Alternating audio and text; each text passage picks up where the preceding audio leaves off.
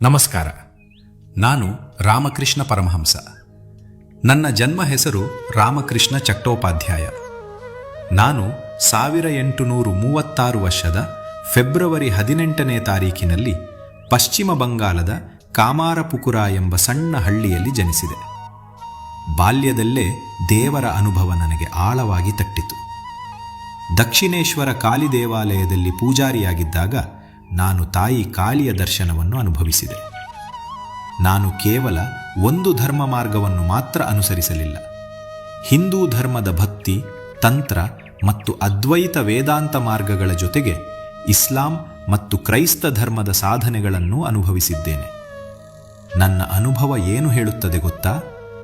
ಎಲ್ಲ ಧರ್ಮಗಳು ಒಂದೇ ಪರಮಸತ್ಯದ ಕಡೆಗೆ ಕರೆದೊಯ್ಯುವ ಮಾರ್ಗಗಳು. ಜಲಲ್, ಪಾನಿ, ನೀರು ಪದಗಳು ಬೇರೆ ಇರಬಹುದು, ಆದರೆ ಅರ್ಥ ಒಂದೇ, ದೇವರು ಒಂದೇ. ನನ್ನ ಜೀವನದಲ್ಲಿ ನನ್ನ ಸಹಧರ್ಮಿಣಿ ಸರದಾದೇವಿ ಮಹತ್ವದ ಪಾತ್ರ ವಹಿಸಿದರು. ನನ್ನ ಶಿಷ್ಯರಲ್ಲಿ ಸ್ವಾಮಿ ವಿವೇಕಾನಂದರು ಪ್ರಮುಖರು. ಅವರು ನನ್ನ ಸಂದೇಶವನ್ನು ವಿಶ್ವದಾದ್ಯಂತ ಹರಡಿದರು. ನಾನು ನೀಡಿದ ಆದರ್ಶದ ಆಧಾರದ ಮೇಲೆ ರಾಮಕೃಷ್ಣ ಮಠ ಮತ್ತು ಮಿಷನ್ ಬೆಳೆಯಿತು.